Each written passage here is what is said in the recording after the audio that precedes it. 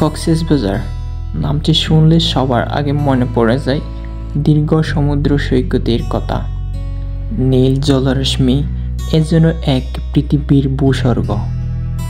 দক্ষিণে যত দূর তাকাই শুধু ঢেউয়ের খেলা। বাংলাদেশের দক্ষিণ পূর্ব দিকে অবস্থিত এই সমুদ্র সৈকতটি বিশ্বের দীর্ঘতম সমুদ্র সৈকত। চলুন জেনে নেওয়া যাক কিভাবে অল্প খরচে কক্সবাজার থেকে ঘুরে আসবেন।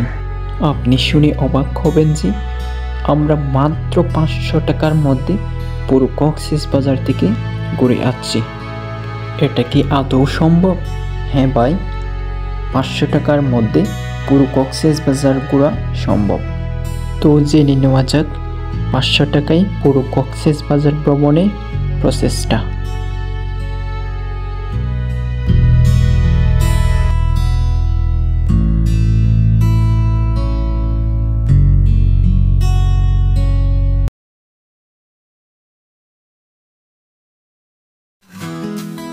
আমরা যাত্রা শুরু করি পশ্চিম বড়বেলার দরবেশখাড়া স্টেশন থেকে। দরবেশখাড়া স্টেশন থেকে চকরিয়া রেল স্টেশনের উদ্দেশ্যে আমরা রওনা দিই। এতে আমাদের প্রতিজনের প্রতি খরচা হয় 20 টাকা করে। মনে রাখবেন, Chakaria rail station Chakaria main town থেকে খানিকটা দূরে। এই রেলটি প্রতিদিন একবারই কক্সবাজারের উদ্দেশ্যে রওনা দেয়। এই রেলে করে কক্সবাজার যাওয়ার জন্য আপনার 9:30টার পূর্বেই উপস্থিত থাকতে হবে। আমরা সুবন চেয়ারের 2টি টিকিট কাটি। প্রতিটির মূল্য পড়ছে মাত্র 65 টাকা।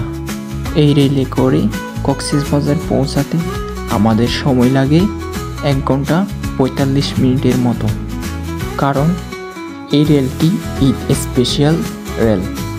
প্রতি স্টেশনে এটি দাঁড়ায়, যার কারণে একটু সময় বেশি লাগতে পারে। এই রেলটি কক্সবাজার থেকে চট্টগ্রামের উদ্দেশ্যে 6:30 মিনিটে ছেড়ে যায়। আপনি যদি এই রেলে করে আসার জন্য ফিরতি টিকিট কাটতে চান, তার পূর্বে ছোট্ট একটা কাজ করতে হবে। এই কাজটি না করলে আপনি এই রেলের টিকিট কাটতে পারবেন না। কাজটি হলো রেলওয়ের ওয়েবসাইটে গিয়ে আপনার একটি অ্যাকাউন্ট করতে হবে। অ্যাকাউন্ট করে ওখান থেকে টিকিট কাটতে হবে। যদি অ্যাকাউন্ট না করেন তাহলে আপনি টিকিট কাটতে পারবেন না। আমরা চলে আসলাম আইকনিক রেল স্টেশন কক্সবাজারে। এই আইকনিক রেল স্টেশন থেকে বিচে যাওয়ার জন্য অটোতে করে আপনার ভাড়া পড়বে মাত্র 30 টাকা।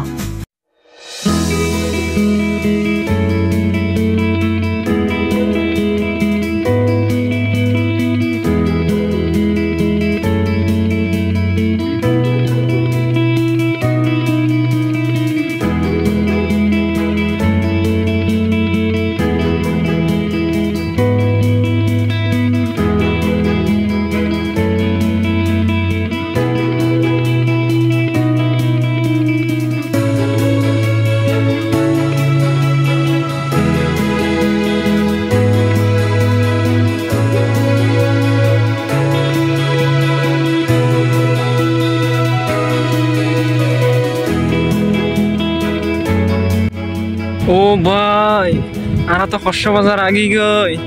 ওই যে সমুদ্র দেখা যায়, সামনের ক্যামেরা তৈয়ার দছে না। ওই বেহিমা তুইসা আরা কক্সবাজার আগেই গই। তুই যাই না আরবি।